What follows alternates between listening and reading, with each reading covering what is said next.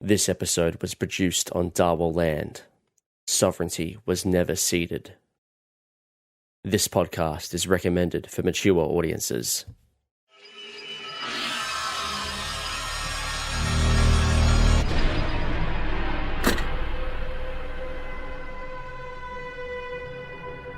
I want to burn this thing to the ground. Like, you're dead! You're dead! You're dead! No, I'm not. I'm just... we have to go. We have to go. I've set this whole place on fire. We have to leave. So they're dead. It's all right. We're going to be dead if we don't get out of here. Up the ladder. Wait, why? What are you doing? Why am I being arrested? As you feel this wind whip up. She's gonna fight him. She's going through a bout of madness. She's like, no, you have to let me out. We're not... Sit the fuck down! You can speak to anyone who went to the witch shop today. And you see this figure. Natalie was working there and she looks exactly as she did 20 years ago. Rising from, looks to be some sort of puddle, this large puddle that was surrounding this cabin. Weird shit has been happening, okay? We've been finding these weird cards everywhere and... He coughs.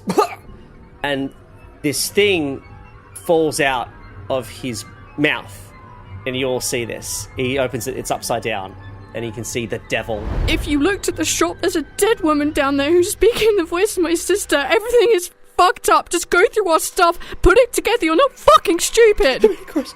Too many crows. Too many crows. Too many crows. Too many crows. We need to get out. We need to get out of town. We need to get out of town fast. We can't run out of town.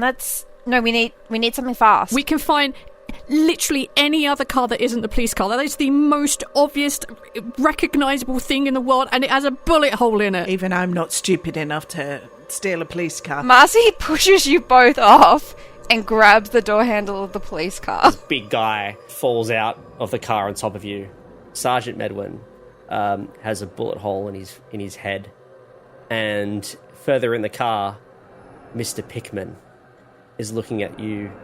Where would you be off to? Where do you think you're going? And I'm gonna help her to her feet, and we're gonna run. No, this is not how this works. You all have a job to do. You need to find that girl, and you need to put an end to what these people are up to. Because if you don't, I will make your life a living hell. So I'm just going to grab Nancy and the backpack and start running. You hear a growl and a scream, and then everything goes black. No! You're coming too, man. Fuck. You're good? The hell are we? I just want to go home. I just want to go home. Can't we go home? You pull it out. It's an envelope. Damn. Courtesy of Mr. Pickman. 10 of swords. Oh.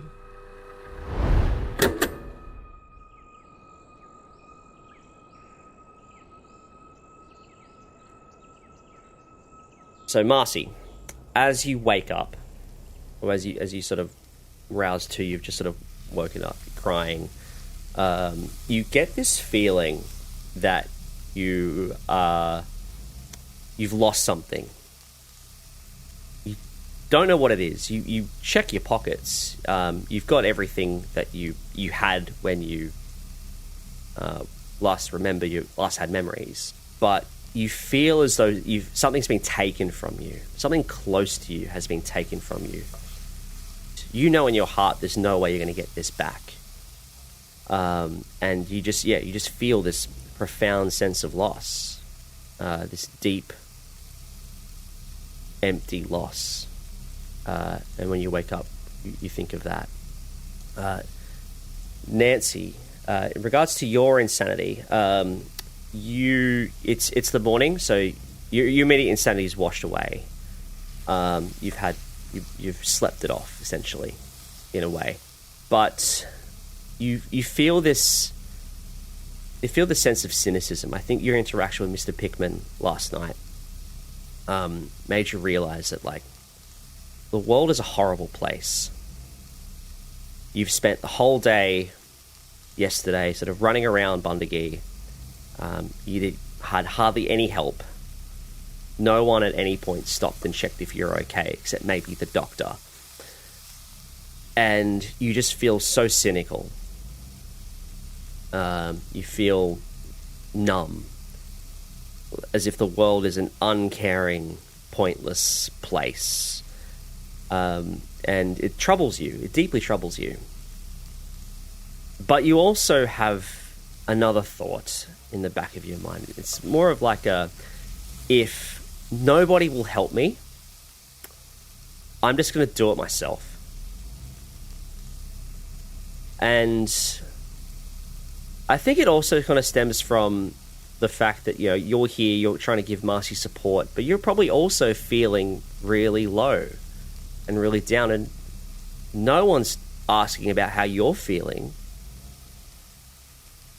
And this whole trip, you know, you've had to put on a face of support, but no one's checked in with you this whole time. And I think there's a bit of resentment there, and it just sort of feeds into that the cynicism, the troubleness, that, you know, the world doesn't give a shit about anyone. And, you know, you knew this from the start, right? Because, you know, capitalism is a thing.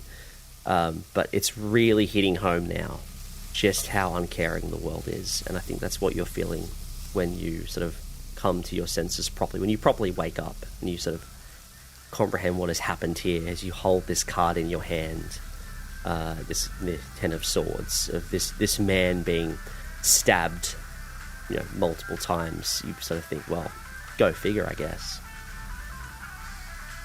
For everyone who wakes up, you can smell the baked beans on a frying pan as this strange man is making breakfast. He's got the radio on, and you can hear just music playing in the background. You know, sounds of the 50s, sounds of the 60s, which is actually quite recent when you think about it. You know, hot new track, 1968. But it stops, and then there's you hear the jingle of the morning news, and you hear this quasi Australian English broadcaster, and he starts rattling off the news report. It's been a wild night in the northern New South Wales town of Bundagee, with an unprecedented crime wave rocking the local community. State and federal police are investigating a murder and an arson attack, which both happened last night, and at least one suspect is still at large. Our Mid-North Coast correspondent, Peter Crook, reports live from Bundagee. Yeah, I'm standing on the main road of Bundagee Town Centre here, where firefighters and state emergency services are dealing with the aftermath of what was a blazing inferno. A local shop on Prince Street caught fire at about 10 p.m. last night, and while local volunteers were on the scene quickly, they were not able to stop the blaze from destroying the shop. Local SES commander Greg Larson was one of the volunteers. Yeah, my guess is the fire started somewhere in the basement. We went down a look and we saw the place was already ablaze, so we had to get out of there pretty quick, lickety-split. We're just lucky no one was hurt. The town was also rocked by the murder of beloved police sergeant Lloyd Medwin later that night. State and federal investigators are on the scene canvassing the community for witnesses. Police are especially interested in the whereabouts of another police officer, Senior Constable Callum Roberts, who was also working that evening, but his whereabouts are currently unknown. This is Peter Crook from Bundagee for ABC Radio. What are your reactions as you hear this? I think for Marcey, bits of it are floating in, and it's helping her distinguish between what really happened and what was in her head. So she is very... You know how, like, in the middle of the night and you hear a sound and you're just, like, completely still and holding your breath and really tense, but you don't realize you're doing it because you're listening so hard? So she is completely just rigid and not breathing while she listens into every single detail, trying to filter it through what she remembers to make sense of what's happened. Don't care. It's nothing to do with me. That's, it's, of course... It was a disaster, and that's fine, and that's their business, and I just thinking how quickly I can get out of here and first of all deal with whatever it is we're dealing with, and then just get out of here. I think when they start talking about the fact that there's a fire, I think she almost kind of like in a Quick, distract the old guy. Ask any questions that are really mundane, like, hey, so we don't really know the area very well. Is there any place you'd recommend going? Hey, how did you get this sweet van? Could we have some beans as well? I'm doing anything to make him not pay attention to the radio. Yeah, like it's a really cool like a waterfall place. If you just go out to head out towards Coffs, it's like a really nice like hike with a waterfall you can meditate under. It's really cool, really groovy.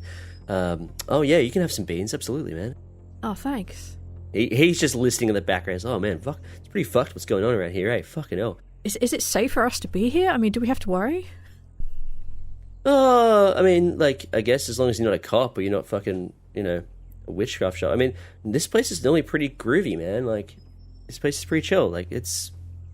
Yeah, this stuff doesn't always happen, man. I don't know.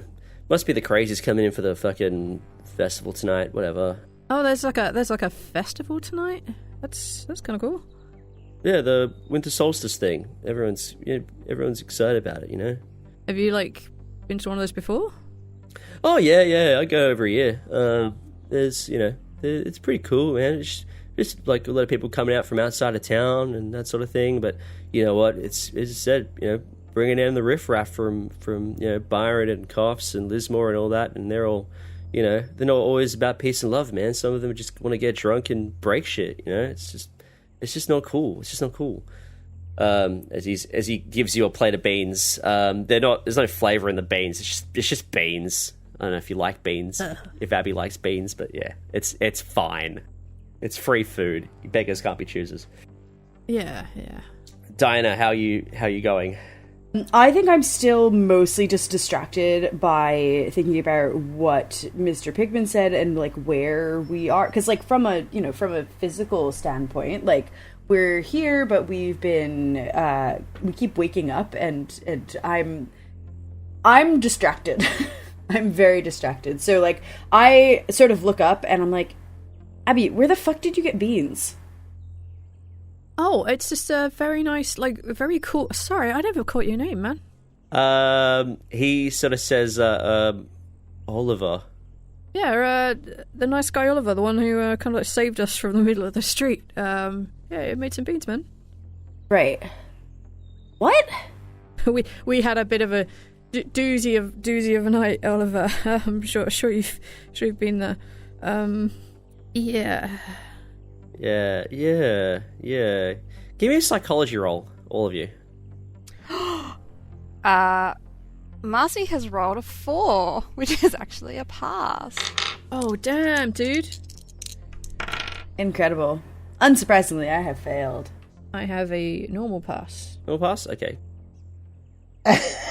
96. Is that a fumble? Yeah, on 10, right? Yeah, that's a fumble. Oh, fantastic. Oh, good. All right. So. Oh, it's a good start. Okay. Perfect. This is great. It's always good when someone who's indefinitely insane fumbles a psychology roll. So, let's see. We'll people who passed. So, Marcey and Abigail. When Abby says to Oliver, asking questions about the beans, and you're having this conversation down about the beans, and you turn back to Oliver. Oliver has his face. He went from being super friendly and chatty, and now he's just sort of looking at you like you've got two heads or something. He's like, what? And Nancy, what you see is you see him sort of if for you it sounds like he's listening to the radio, and there's this news article, this article continues, and they've just started talking more about the dead cop and the crime wave that's happening in Bundagee. You sort of get the idea that he's starting to put two and two together, and maybe, just maybe, he's onto you. He's onto you, Nancy. And you just get a little sense of paranoia. This guy doesn't want to help you. This is a trap. He's trying to get you to admit to something. Are you on their side? Where? How did we end up here? Does anybody? Why are we here? What? How did you make us go here? Whoa, hey, man, like, as I said, man, I found you on the street, and I'm just like, hey, can you, like, I'm not feeling the vibe right now. I'm glad you're okay, and you can have some more beans if you want, but, like, yeah. Are you high or something? Like, you don't look right. What do you mean we don't look right? We look fine. You need to let us go. You can leave, man. You can leave, man. You can leave. Marcey had a shot policeman land on her. There's a good chance she's just covered in someone else's blood still. Yes. Yeah. Yeah. Marcey probably just, like, pulls her coat, like, tighter across her and starts, like, scrubbing at her face. Yeah. I will say there's definitely, like, there's a bit of blood. And there's also probably a bit of urine as well. It's urine. Who's to say who that's from? And it's not just the coat this time. You know, you've been more than kind, so yeah, we should probably get ourselves going then, ladies. We have a big day ahead of us. He sort of nods like, yeah, okay. You have a good day. Again, he's just looking at you really strangely. And yeah, it's just a camper van. There's a front door. It doesn't look like it's locked. You can leave if you want to. Yeah, I think we pile out very quickly. I make sure as we're leaving that we have everything. We didn't leave any incriminating evidence behind. Sure. But yeah, Nancy, you can't shake the feeling. This guy's onto you. This guy is onto you. He's gonna blab, Nancy. He's gonna say something. If he's been cooking, is there any tools around, do we think? Let's say, give me a spot hidden roll. Ha-ha! 20 on a 40. Hard success. Yeah. There's no knives out. You don't see a knife out, but you do see there is a cupboard drawer, like a utensils drawer that he's got opened up, and you can definitely see forks and spoons in there. It's not a stretch to say there wouldn't be a knife in there, but it's behind him.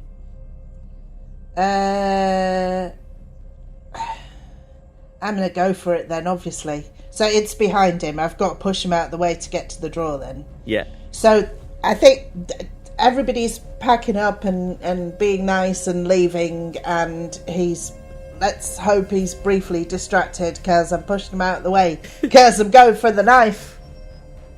I don't think he's distracted. I don't think there's any possible way for him to distract, because he's like currently like hyper focused on you as well, because he's freaked out by something.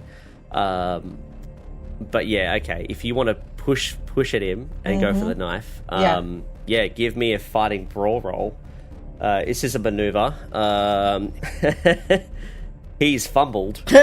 Hey, 31. Is that a pass? Too high.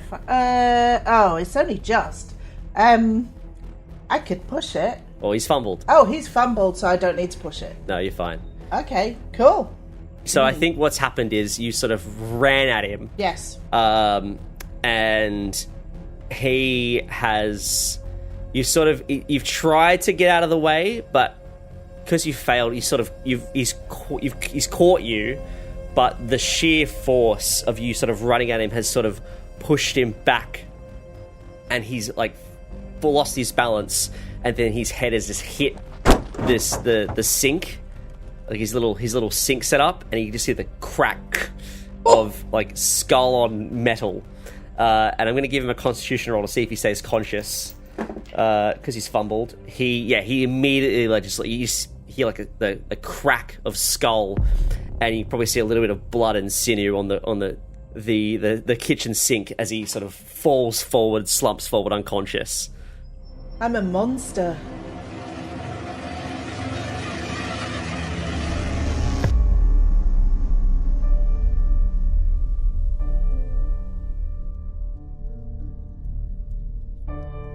The Fumbled Anthology presents The Burning Stars. A Call of Cthulhu scenario written by David Conyers. Adapted by Alex Green. Starring Danica Nowakowski as Marcey Jones. Jamie Mercardo as Diana Kessler.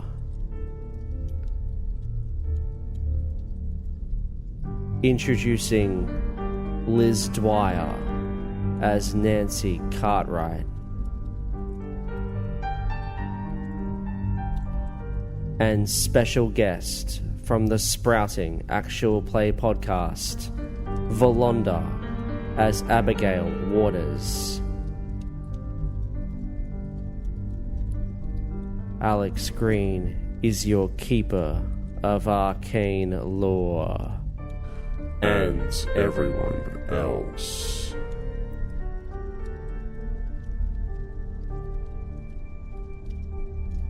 Chapter 9. GTA.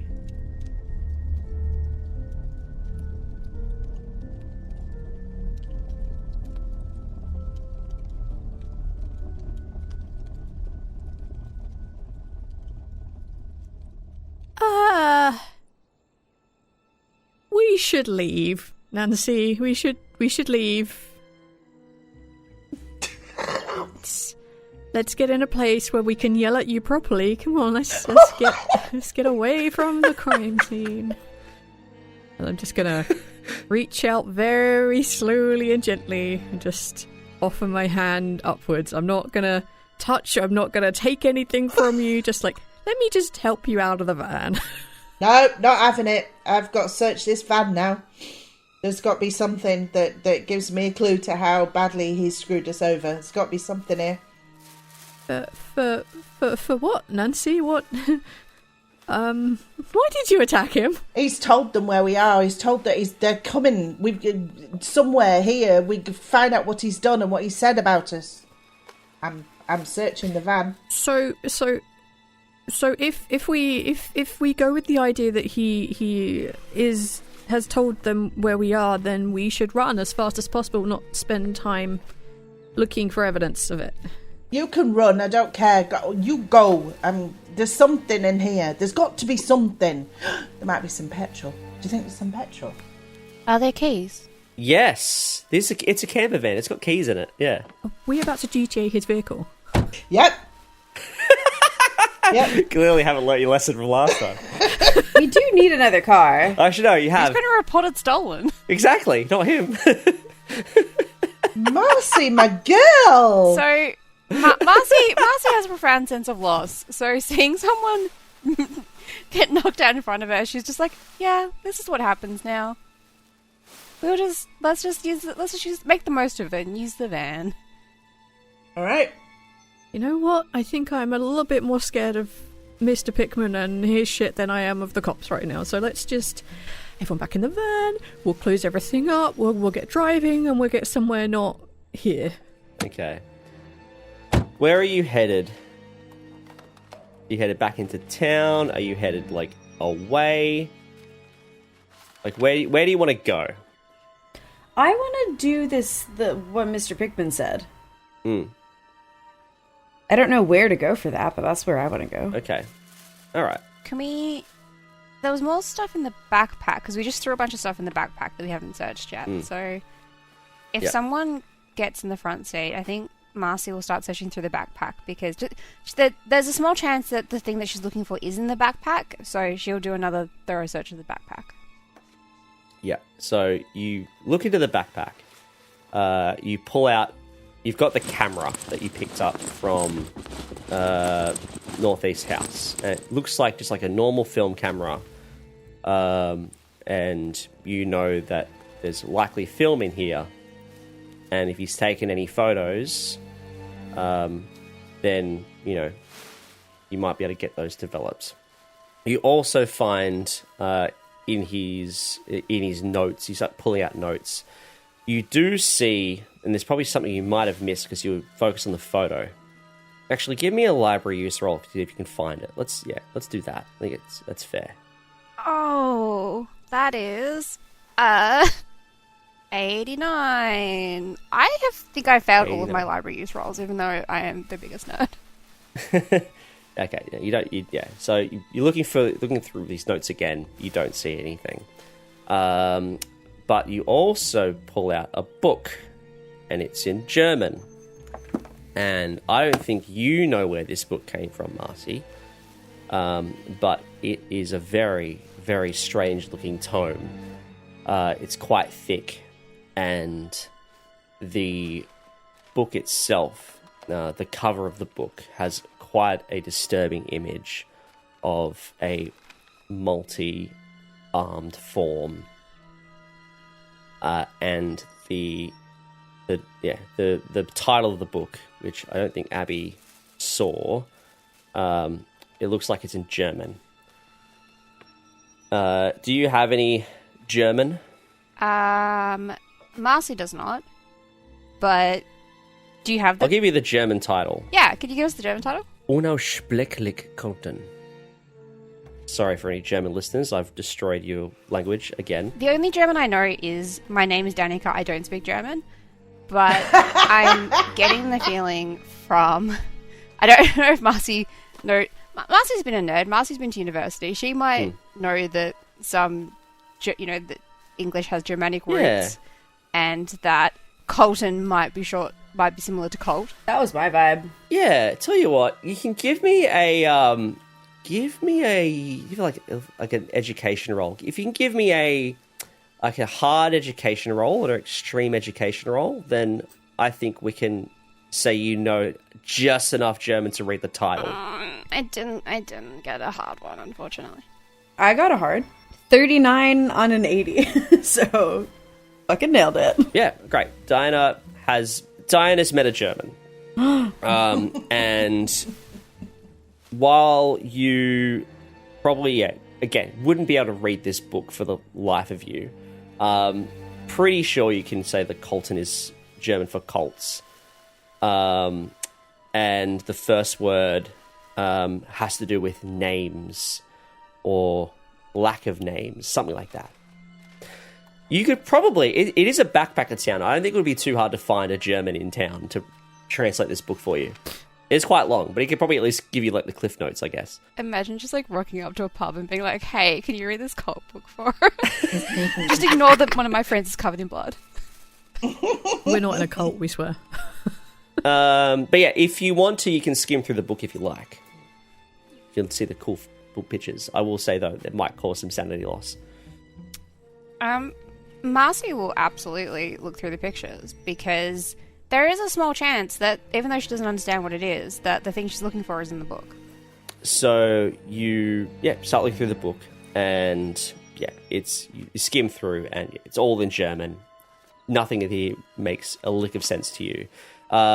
You do see some pictures, some pretty horrifying pictures of just grotesque forms. You do see one of, just tentacles and shit, and, people being mutilated and people being flayed and that sort of thing. People being scalped. Just gross graphic pictures. You can give me another library use roll to see if you find something interesting in here. So I got an 86 again. I swear to God, the only thing I'm good at is reading.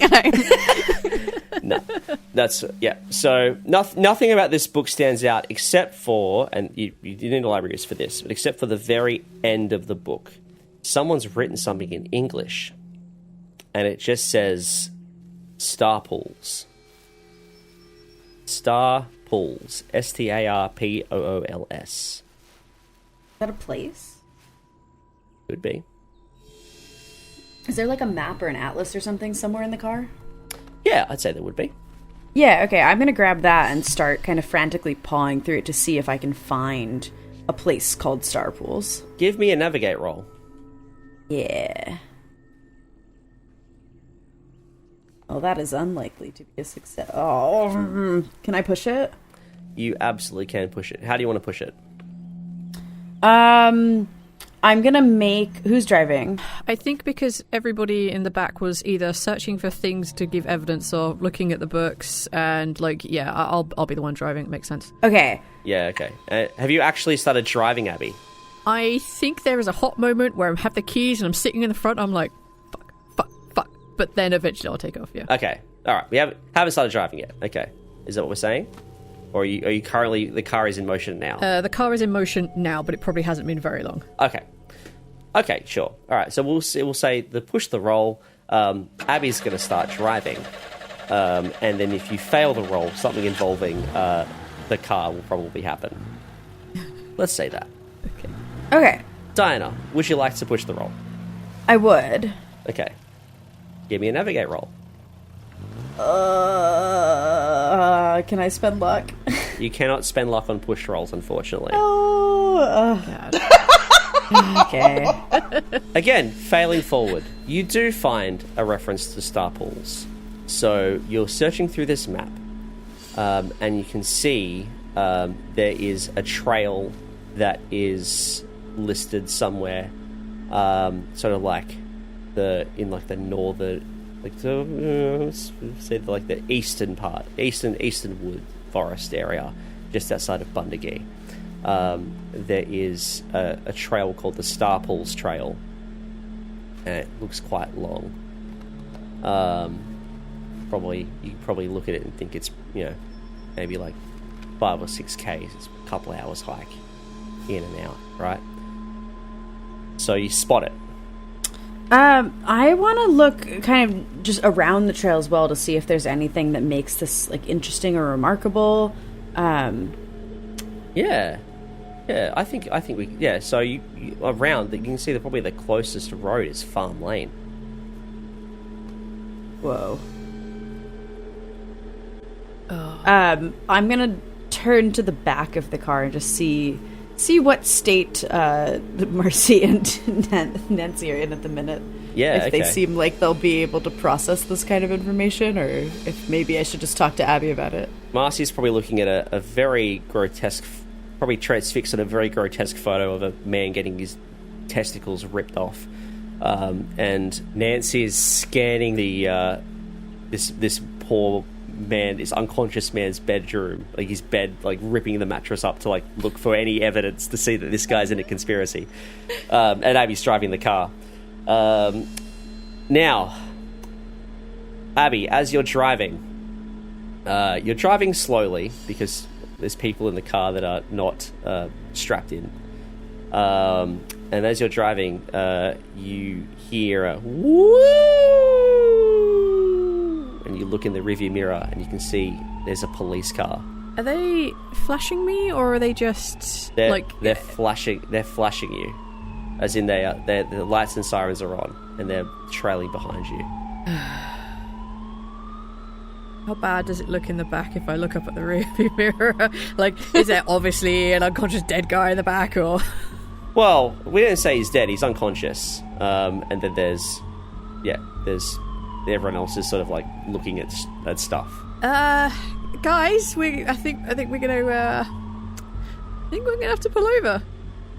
Mm-hmm. Cool.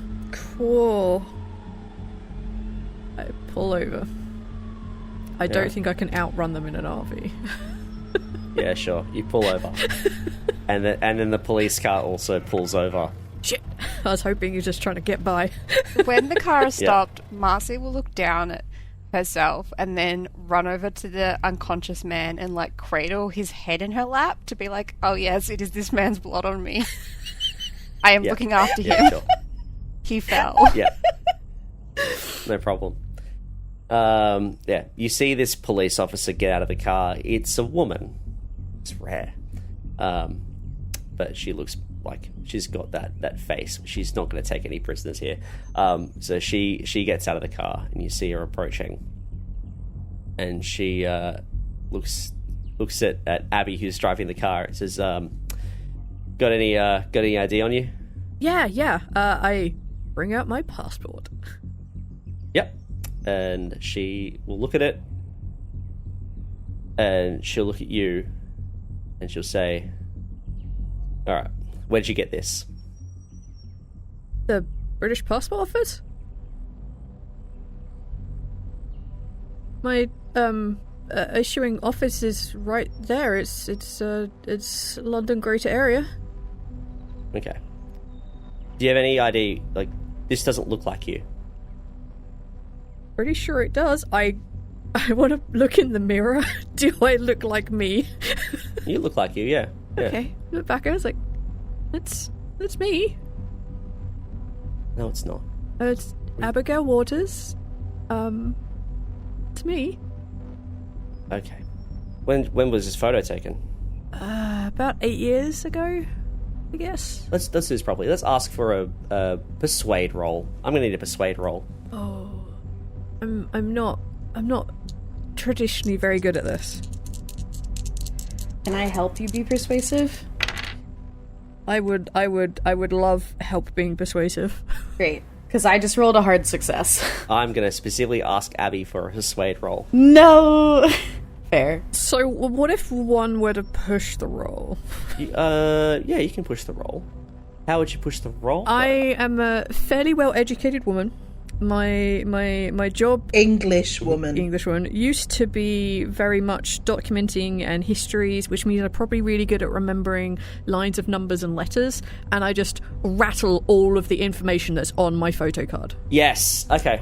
Let's do that. Give me a persuade roll.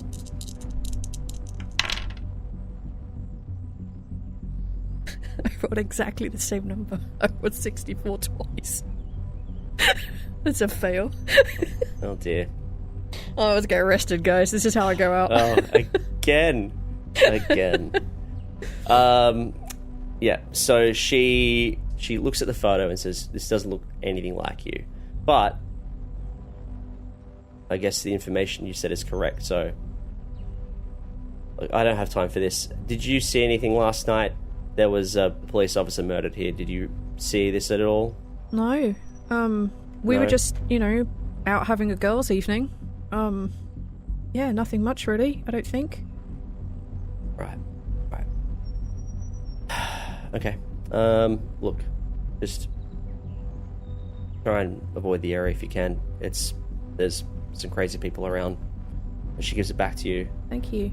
And you're confused because you're like, hang on, it's my passport. Why would she say it doesn't look anything like me? And then you have another look at the photo, and then you realize it's not your face on the photo. It's your sister. It's definitely your sister. Like, you're not identical twins, or you kind of are, but like you know it's not you. But it's not just the fact that it's Rebecca, it's the fact that it is clearly a photo of a dead Rebecca. It is Rebecca who has been horribly mutilated. She's missing an eye socket. She's missing several pieces of her skull, a bloody, bruised face. And you stare at this passport in horror. Give me a sanity roll, please. I will give you that with an accompanying throwing the passport into the passenger seat. Yep. I fail. You fail. Alright. You lose 3 points of sanity. This police officer is not plussed. She doesn't seem to have picked that up at all, by the way. She just looked at me and you've given me the numbers. That's good enough for me. Explain. 8 years. People change in 8 years, I guess. Thanks, officer. We'll take care. And I start the car. Yep, and you drive away. I am like, I grab the passport. Yeah. And kind of hold it up and turn to Abby. What was that about? She said it wasn't me in the picture. And that's not me in the picture, I guess. I'm gonna open the passport and look at the picture. It's a picture of Abby. It's just a normal picture of Abby. Abby, what are you on about? What do you mean it's not a picture of you? That's Becca. That's Becca. That's Becca with. That's Becca with. No, I'm gonna pull over to the side of the road. That's Becca with a missing eye and dead. That's not me. I'll just put my head on the steering wheel, just breathing heavily. I'm gonna just turn and stare and like kind of tap her on the shoulder and then hold up the passport and point to the picture and be like, "No, that's you. That's not like I know you're twins, but like, come on, I know the difference. This is you." I very cautiously throw a glance at it. It's a horrible sight. Horribly mutilated body. I don't look at that again. Just put it in my bag. I don't want to look at it right now. Based on Abby's reaction, I'm gonna look at it again. It's just a photo of Abby. Idiot. Please stop looking at me. I am gonna I'm not putting it back in the bag. I'm gonna kind of turn to the guys in the back and, hey, can you guys, who's in this picture? And I hold it up to them. Who sees it first? It depends if Nancy's finished her ransacking of the van. Yeah, Nancy is not finishing ransacking. The ransacking will continue until the conspiracy is found. Marcey will carefully place poor Oliver's head down and come look at the photo. It's just a photo of Abby. It's Abby, right? And I mean, the photo is a couple years old, but no, Rebecca has like that. You know how her cheeks are slightly different. Do you remember in the first year, and we always, well, when we met them separately sometimes, and we couldn't, and then we worked out with, you know, He has much better cheekbones than I do. It's true. It's fine. Like, she has a better symmetrical structure to her face. That's her. That's all I see in that picture. I just see her. I'm gonna like turn around fully, and my face is just kind of like blotchy.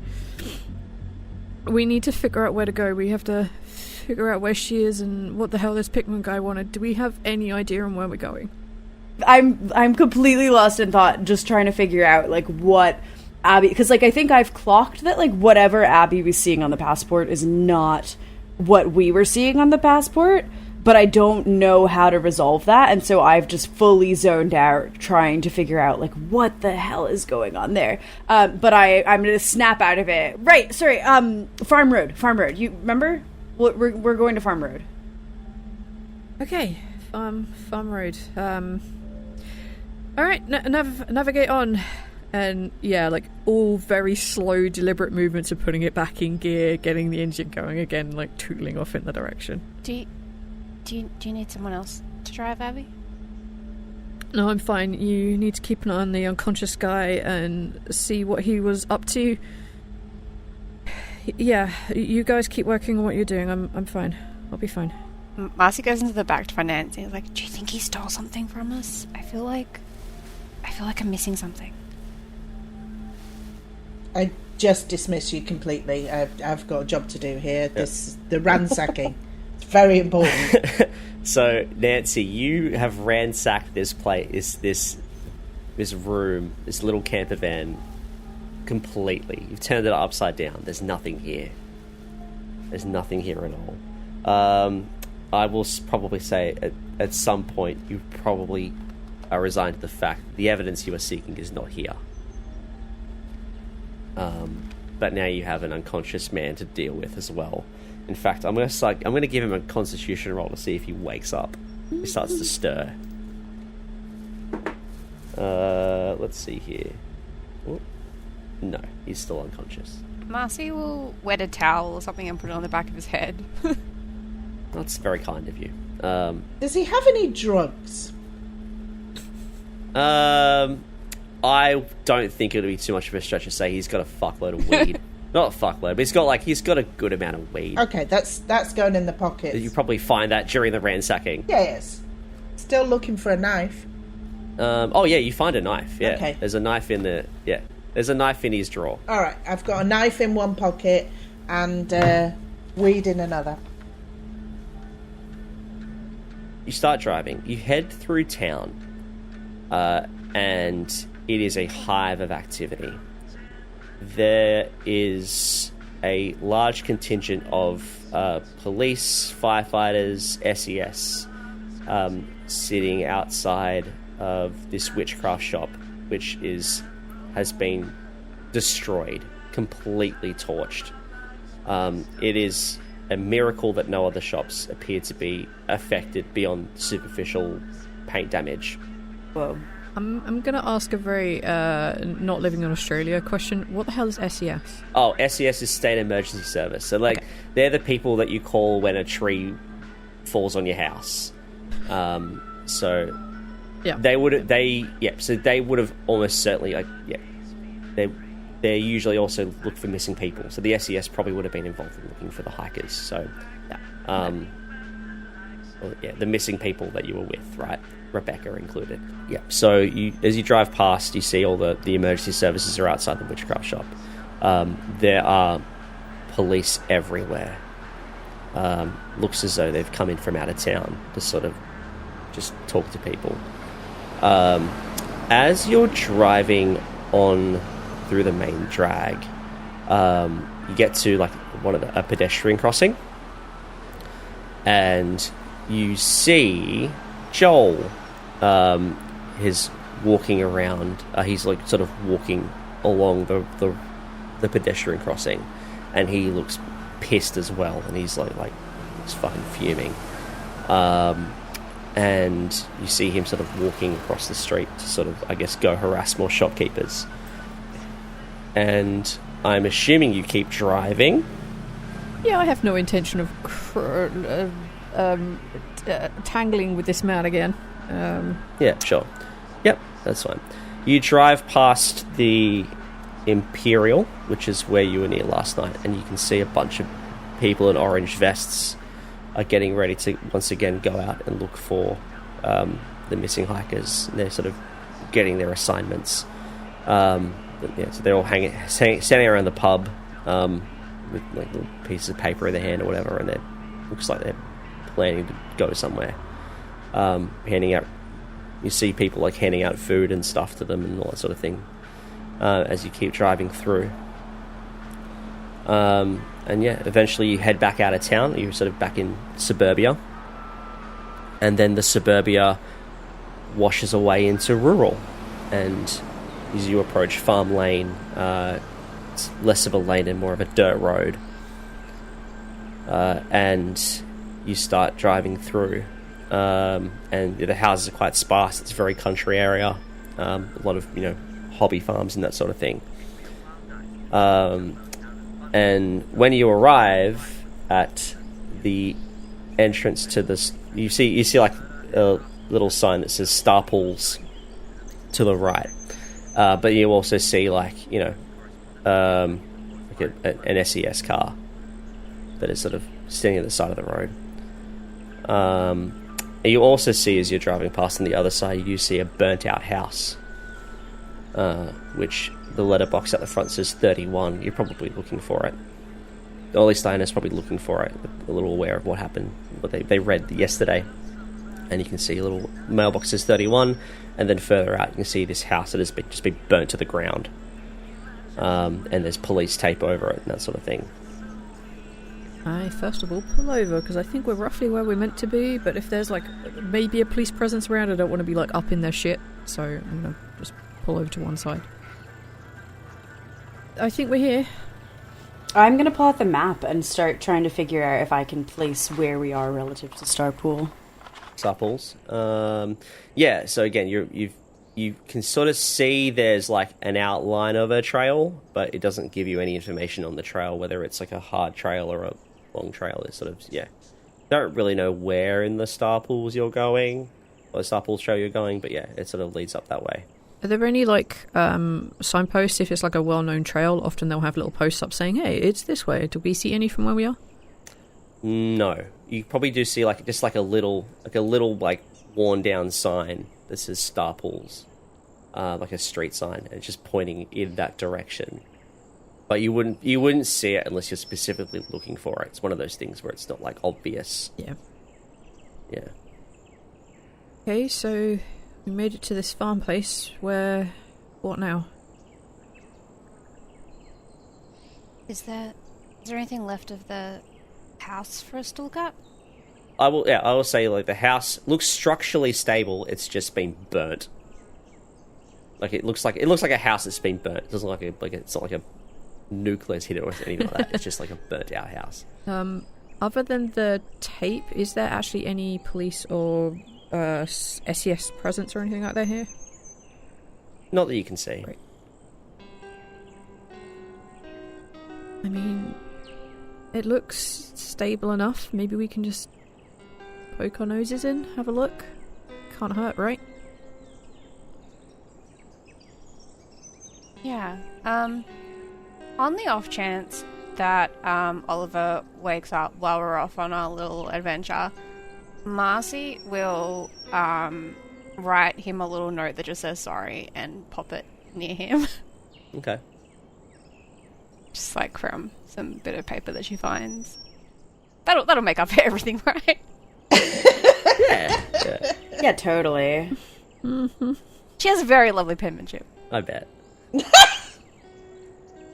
So we've got, to be a bit meta at the minute, we've got a camera we have no idea what's on it, and a book we haven't translated, and it feels like we're just headed it into almost literal shit creek at this point, which to be clear I'm okay with, but I think if we are going to look at either of these potential clues in any more detail, I reckon this is our last chance. Can we look at the negatives?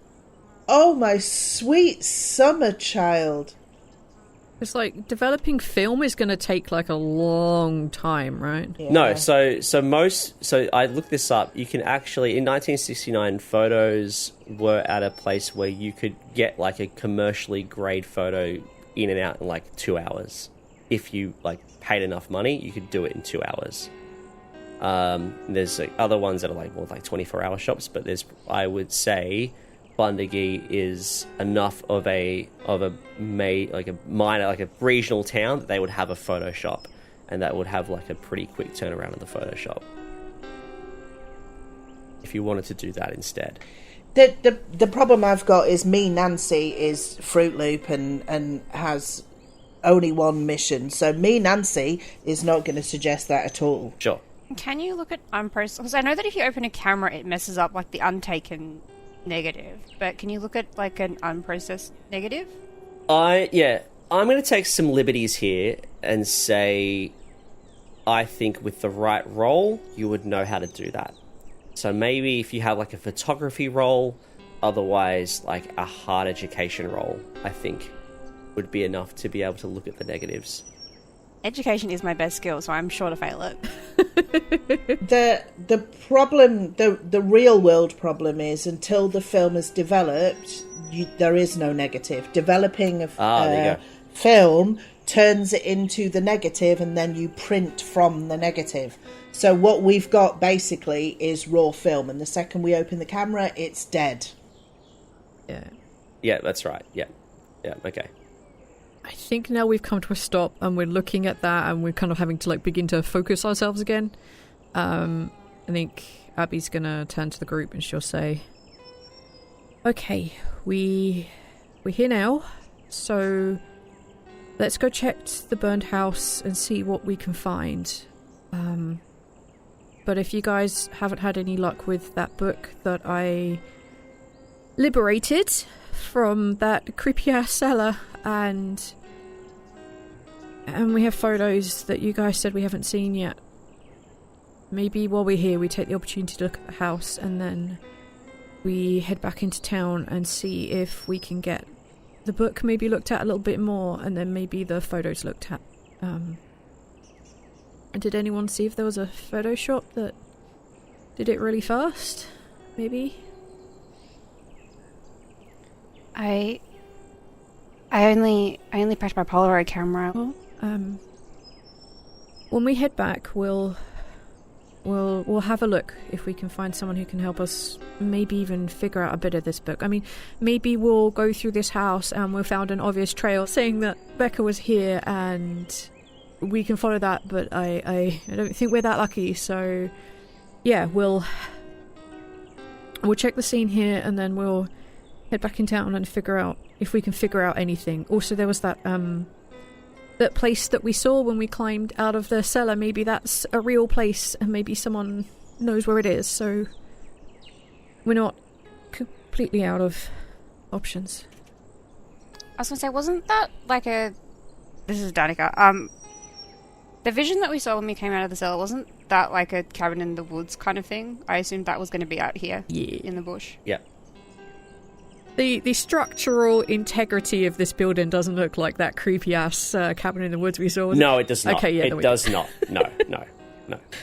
This is quite like a big house, whereas you saw like a little tiny cabin. Yeah, okay. Yeah, let's have a poke around. Okay. What are we gonna do about Oliver? He can't stay unconscious forever, right? We just tie him up? I don't think we need to tie him up, do we? I'll tell you what, I'll take the keys with me so he can't leave with the camper. And I'll take the keys. Okay. Good plan, okay. I'm gonna get out of the camper and... yeah, begin meandering. You head out of the camper and you just hit with the sounds of cicadas and insects buzzing, and you hear the sounds of birds chirping, and you just begin walking down this sort of front pathway towards this house. You see that the front windows are smashed,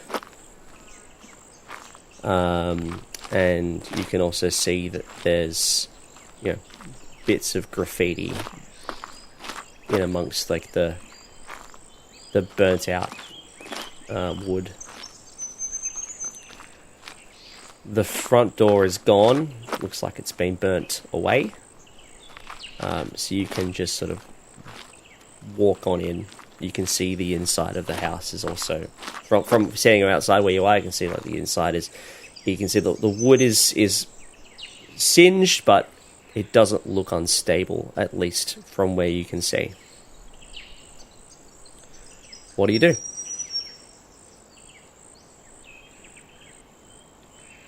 I think Nancy's always been fairly reckless, but at this point is whatever the next level after that is. So I'm just walking in. If that's what we're doing, then I'm just gonna walk straight through the front doorway. Okay. I think I just want to maybe have a quick look around and make sure nobody's watching us. And then I'll go right in after Nancy. Yep. What about Diana and Marcey? What do you do? I think Marcey will do a bit of a perimeter walk and sort of see what the outside of the house, the perimeter looks like before entering as well. The outside of the perimeter? Just sort of do like a brief perimeter walk to see if anything catches our eye before walking in. Yeah. You see from around, like maybe you walk around the side and you can see further on there is another sort of house, like just above like the ramp, like further back into the property. So like on a hill, there's like a smaller cabin or something. It's a bit further back. That doesn't look like it's burnt down. It just looks like a normal cabin. And it doesn't look like the cabin you saw in your vision either. Again, it looks like yeah. Okay, good. Marcey, when Marcey spots that, she just starts walking towards it. Marcey is convinced that every new thing she sees might be the thing that makes her, when you've like, that, it might feel that feeling of loss and like might just like feel that void for her. So she sees it, it's new, she is just going to start walking towards it in the hopes that maybe the thing she's looking for is there. Yeah, it's quite the walk. She's going for it. It's off in the distance, but she's going to go for it. Yeah, there is a well-defined like dirt road that you can probably take. That you can assume leads there. Yeah, she trusts her friends are going to look through the main house and she is going to find what she has lost in this house that she has just found. Okay. Diana, what are you doing? I am gonna kind of scout to see if I can find the start of this trailhead and see how dangerous the trail looks. Oh, so you want to go the other way? Yeah, I want to go the other way. Everyone right. seems a bit preoccupied with the house. I know that Marcey's outside the house, or at least like has started outside the house. So if something happens, I can kind of holler, and she ought to hear it. Yeah. So I'd like to go and see what I can find. The trailhead's probably another 300 meters up from where you parked. So you sort of go through some, like, again, a sort of a dirt road, and you can sort of see, it just goes into bushland, but you can see this sort of worn trail. It doesn't look marked or anything like that, but there is like a worn trail that you could probably start walking down as you head into the forest or the woods. It's like a more built-up area, a bit more national park-like, versus the farms that are on the other side of the road. So yeah, you start walking into there. At the moment, you see the SES truck that is parked near the entrance. Doesn't appear to be anything inside the truck. It's anything untoward. It just looks like a normal work truck. You continue walking up the path towards the forest, and at the moment there's nothing out of the ordinary. Just looks like a normal trail. Meanwhile, Nancy and Abigail, you step inside the building. You find yourself in a living room, and you can see like beer bottles everywhere, spirit bottles everywhere. Looks like they've had a big rager here. You also see some powder on a lot of the bottles, like a black powder. You can give me a education roll if you want to identify the powder. 3. 3. Yep. Nice. Hell yeah. Fail. Okay. All right. That's fine. Abigail. We'll say a few years ago, back in the UK, you got robbed. Police came and they took fingerprints, and the dust that they used is very similar to the dust that you're seeing now. So it looks like fingerprint dust. I think we're probably okay to touch anything here that's fingerprint stuff. They've obviously been through here. Give me a listen roll as well while you're in this room. Absolutely not. No, nothing. No? Nah. That's alright. You don't hear anything. But the room itself is it's like quite an expansive sort of living area. You can see there's some burnt out furniture. There's like an old TV, a little CRT TV. It's bubbled over. You can see a chimney, like a fireplace in a chimney, just sort of to the side there. And you can give me a spot hidden roll as well while you're in here. See if you spot anything. Oh, that's better. Pass. Hard success. Ooh. Oh, perfect. Hard success. Fantastic. As you're walking around this living room looking for clues, perhaps you head towards the chimney, and you can see the fireplace itself has there's a little marking. It's in black chalk, which is a contrast to like the white ash and the red brick. So it does stand out a little bit, but not a whole lot. Just enough for you to notice if you're really looking. And it looks like a star made of sticks. It's very similar to the shape of the effigy that you found in the bottom of the witch cellar. So if there's a fireplace here, that would lead me to believe that perhaps there's some fire pokers here? Yes, you would be correct in believing that. I would like to take one and hand one to Nancy. we all know how the fire poker went.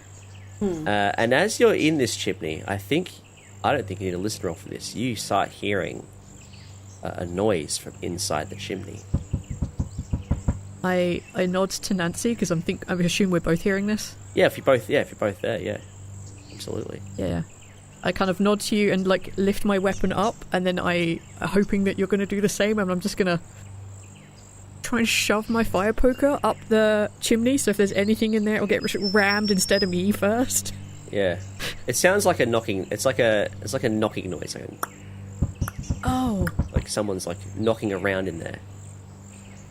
In that case, I won't do that. I'll just knock back with the fire poker on the side of the chimney. Yeah, the knocking continues as if nothing ever happened. Is there an upstairs to this house? No, single story. Yeah, I was thinking that too. One up, one down. All right, I'm gonna drop to one knee and I'm just gonna look at Nancy. I'm like, I'm just gonna see if I can see what's up there, okay? Yeah. Mm-hmm. Just cover me in case anything creepy happens, alright? Deep breath. I'm just gonna, fire poker at hand, I'm just gonna look up the chimney. It's quite dark. There's obviously no light. So you just sort of see black. Would you have a torch on you at all? I've got a Zippo in the smelly coat. Perfect. Fantastic. Pull out a Zippo. I look up there, I'm like, it's super dark. You're just like... It's... yeah.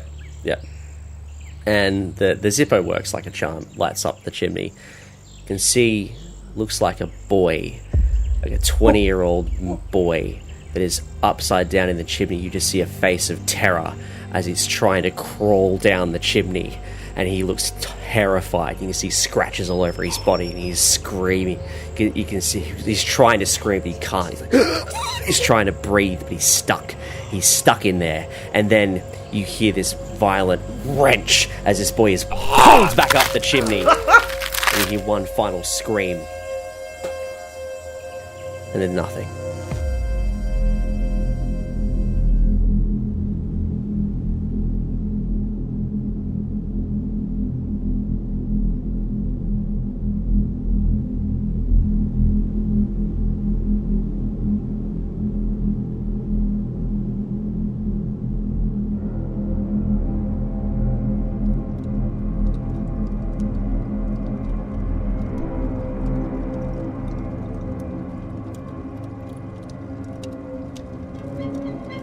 You have been listening to the Fumbled Anthology. New episodes are released every Sunday. For more information about the podcast, you can check out our website, fumbledanthology.com. Join us. You can also find us on Instagram and on YouTube by using the link in the show notes. And if you're feeling extra generous, you can check out our Patreon via the same link. If you enjoyed the episode, please consider shouting at us from the void by rating us on your chosen podcast platform or by leaving a nice review or comment. Every bit you do helps us grow our podcast. Thanks again to our guest player, Volonda. If you wish to hear more from them, check out the Sprouting Actual Play podcast on all your favourite podcast platforms. Thank you for listening. See you next week.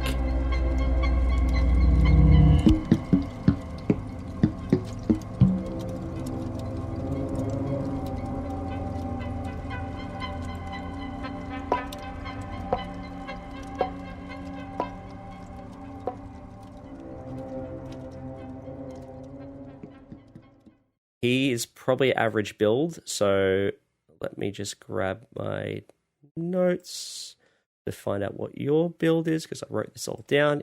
In case this was going to happen. In case Nancy attacked a poor defenseless Well, man. I mean, it's the last session. There's probably going to be combat. Oh yeah, We need so to builds get down also to zero. zero So luck each. Otherwise we've It's- not played this game efficiently. Like, exactly. What was the first word? It's very long. Unospleshishin. I'm gonna make sure I pronounce this correctly when I edit it. Unosprecision.